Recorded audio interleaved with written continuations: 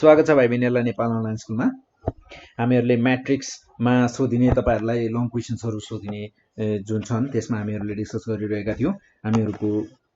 Long क्वेशन्सहरुलाई हामीले 6 वटा टाइपमा डिभाइड गरेका थियौं र त्यही क्रममा हामीहरुले 3 वटा टाइप डिस्कस गरिसकेका छौं र चौथो टाइपको क्वेशनहरुमा चाहिँ हामी डिस्कस गरिरहेका थियौं। त्यही क्रममा छौं र हामी आज पनि फेरि फोर्थ टाइपको क्वेशनहरुलाई डिस्कस गर्नेछौं र त्यही मैले एउटा फोर्थ टाइपको क्वेशन लिएको छु। जस्तै हामीहरुको यहाँ triangle PQR with the vertices हामीहरुलाई भनेर भर्टिसेसहरु दिएको छ र त्यसैगरी mapped onto the triangle P1 Q1 R1 whose vertices are P1 Q1 R1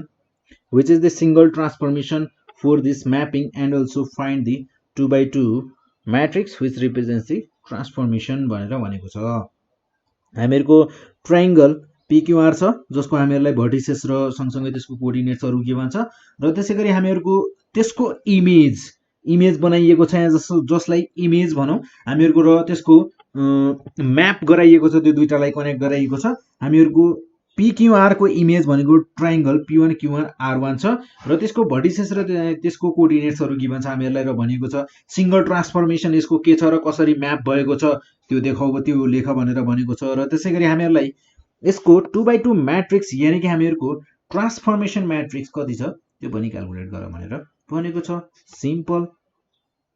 so first of all हामीहरुलाई के गिभन छ हामीहरु त्यो लेख्छौं। देन हामीहरुलाई यहाँ गिभन भनेको ट्रायंगल PQR गिभन छ, त्यसको कोअर्डिनेट्सहरु र त्यसैगरी त्यसको इमेजको कोअर्डिनेट्सहरु पनि गिभन छ। So here the vertices of triangle PQR are P -3 -4 Q -4 -6 then त्यसपछि छ हामीहरुसँग R छ हामीहरुको -1 -8। So the vertices of image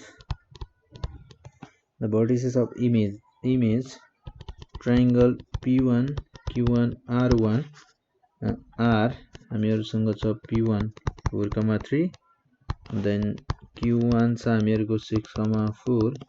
so R1 छ हामीहरुको 8,1 देन हामीहरु यिनीहरु कसरी यिनीहरुको म्यापिङ भएको छ त्यो कुराहरु लेख्छौं र हामीहरुको यहाँ हेर्ने हो भने हामीहरुको जुन ट्रायंगल PQR छ र त्यसको कोअर्डिनेट्सहरुलाई हेर्ने हो र हामीहरुको ट्रायंगल P1 Q1 R1 जो इमेज बनेको छ त्यसको कोअर्डिनेट्सहरुलाई हेर्ने हो भने हामीहरुको यहाँ गिभन कन्डिसन सोज दैट यो कन्डिसनले हामीलाई के सोज गर्छ भने सोज दैट यसले हामीहरुलाई देखाउँछ x, y चेन्ज भइरहेको छ केमा -y, -x मा। सो यो भनेको त हामीहरुको so the single transformation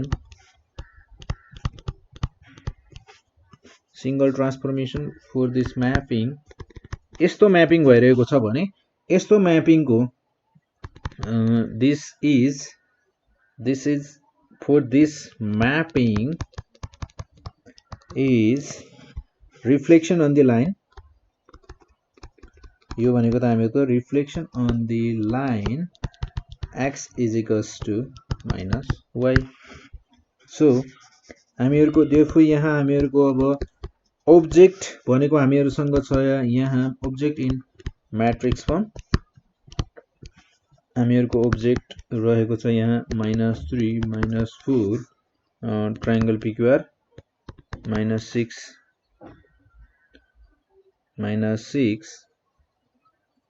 then -1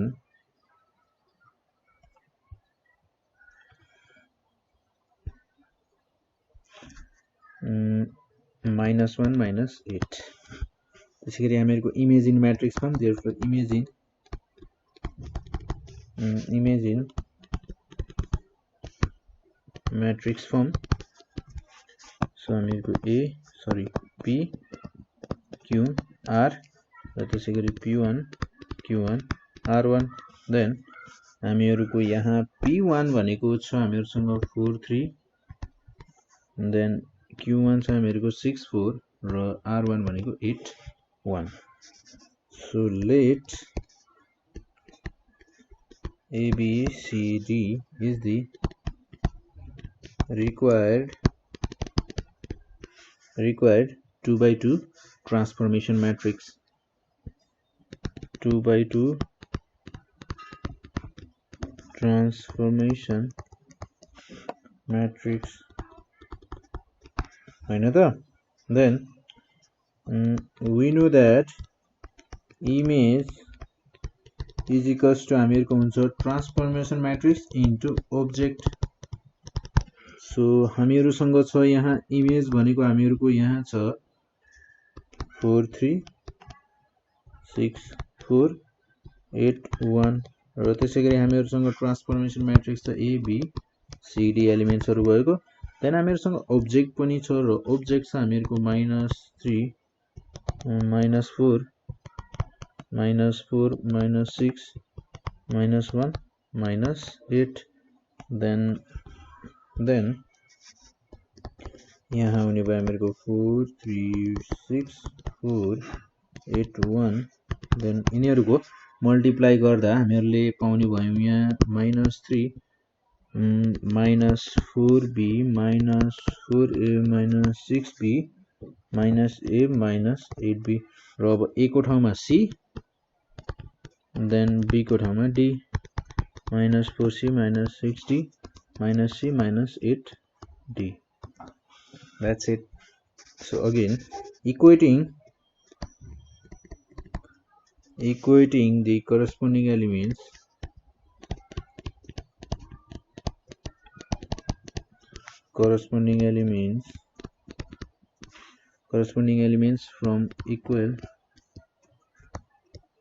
from equal matrices we will get -3a -4b is equals to 4 र यसलाई भनौं हामी इक्वेसन फर्स्ट देन हामीहरुको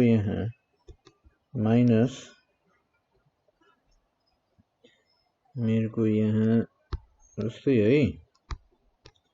अब मैले इक्वेसन सेकेन्ड म सधैं हामीहरुले यो र यो लिइरहेका छौं आज लास्टको लिम है जस्तै यहाँ लिन्छु म -a 8b is equals to 8 र मलाई लाग्छ लास्टको लिदा नै हामीहरुलाई सजिलो हुन्छ जस्तो लाग्छ है किनभने 3 4 3a छ 4a छ हामीहरुको यहाँ 12 एलसीएम हुन जान्छ र लास्टको लियौ भने एलसीएम को जरुरत पर्दैन जस्ट मल्टिप्लाई गर्दिए पुग्छ होला र त्यसैगरी क्वेशन थर्ड हुने भयो हामीहरुको -3c -4d is equals to 3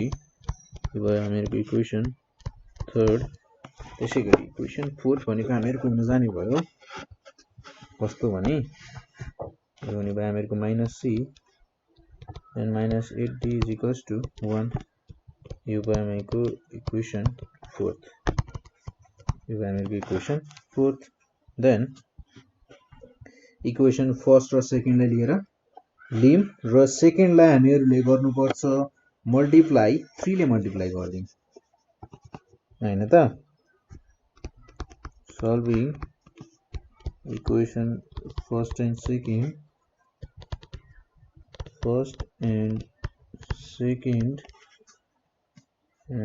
we get so equation -3a -4b is equals to 4 -a -8b is equals to 8 so मैले यदि इक्वेसन सेकेन्ड लाई मल्टिप्लाइड बाइ 3 गरे र माइनस गरे भने मेरो यहाँ हुने भयो प्लस प्लस र यहाँ हुने भयो -3a cancel out then -4b plus 24b is equals to 4 -24 ठीक छ देन यो हुने भयो हामीहरुको 24b -4b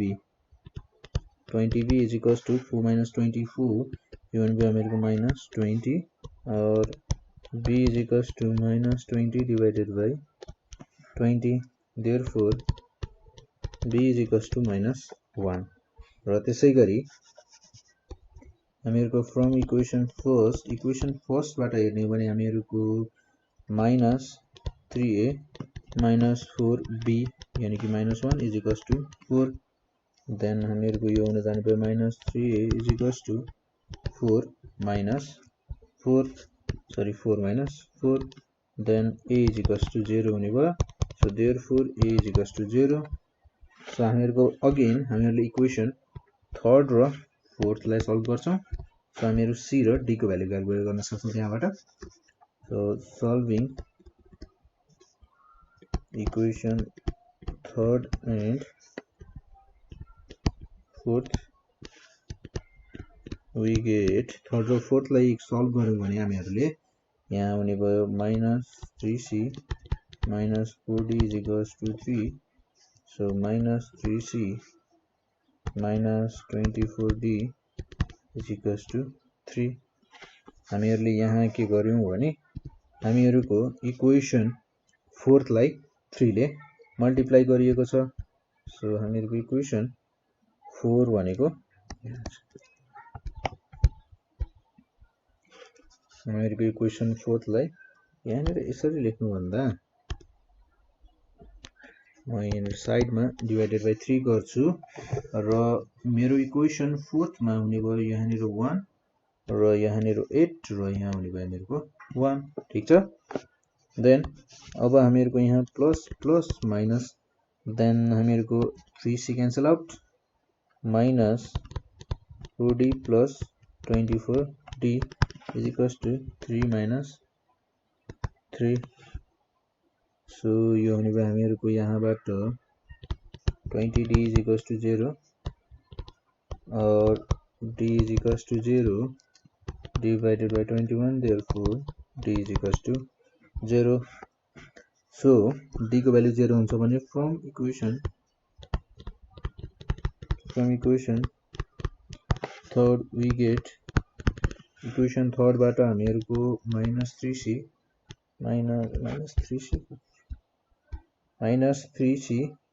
-4d is equals to 3 -4 into equals to 3 then हामीहरुको c is equals to हुने भयो 3 divided by -3 और therefore c is equals to -1 so the required matrix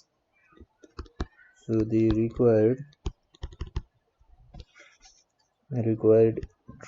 2x2 transformation matrix 2x2